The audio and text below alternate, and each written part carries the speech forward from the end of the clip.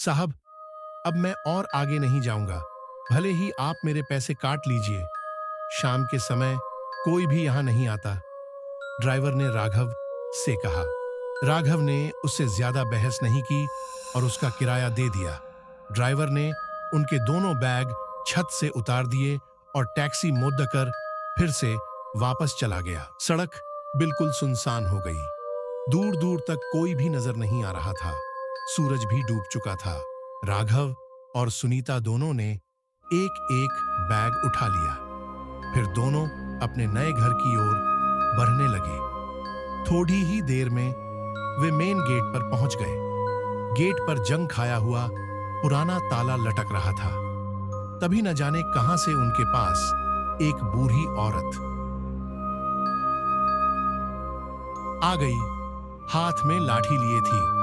उसके बाल उलझे से थे। चेहरे पर काफी झुर्रियां पड्डी हुई थीं। लगभग 90 साल की तो होगी ही। उस बूढ़ी औरत ने उनसे पूछा, तुम लोग कहां जा रहे हो?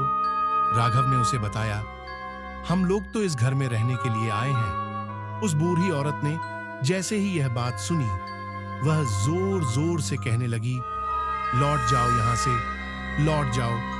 वह किसी को नहीं छोड़ देगी। यहां जो कोई भी आता है वह जिंदा वापस लौटकर नहीं जाता। तुम सब मरोगे। लौट जाओ यहां से, लौट जाओ। अभी भी समय है, वापस चले जाओ।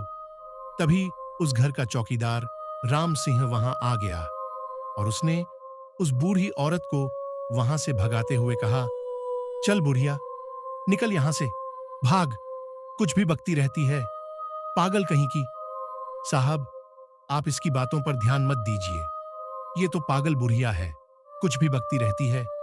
आप घर में चलिए। राम सिंह ने जंग लगी सरियों से बने गेट पर लटक रहे ताले को खोलते हुए कहा।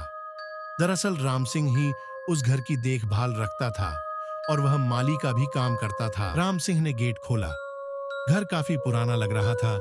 धूल और पत्तों से सारा घर ढका हुआ था। उस घर के आसपास कोई दूसरा घर भी नहीं था। दूर दूर तक केवल जंगल ही जंगल था। राम सिंह ने दोनों बैग अपने हाथ में उठा लिए और अंदर जाकर घर का दरवाजा खोल दिया। राम सिंह घर में चला गया। पीछे पीछे वे चारों लोग भी अंदर चले गए। घर के अंदर उनकी आवाज गूंज रही थी। सारे घर को मकद्दियों ने अपना घर बना रखा था।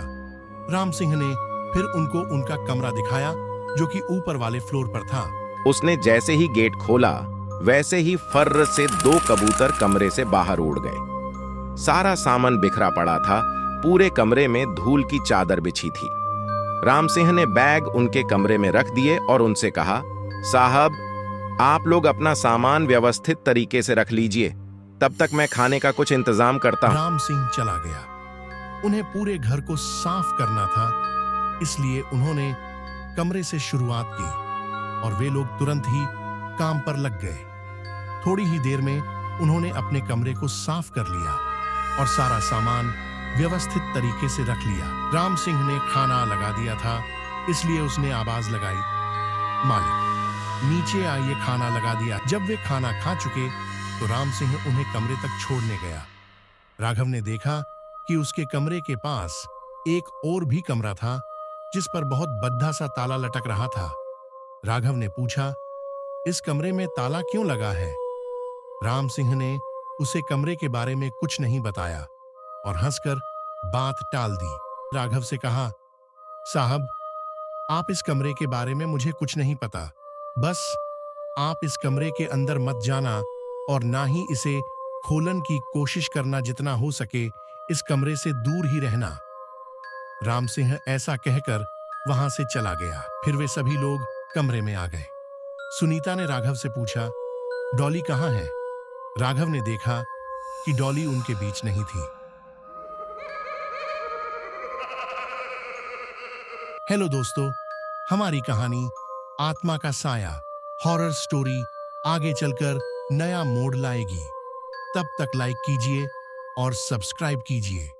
धन्यवाद। VM horror story, tag horror story.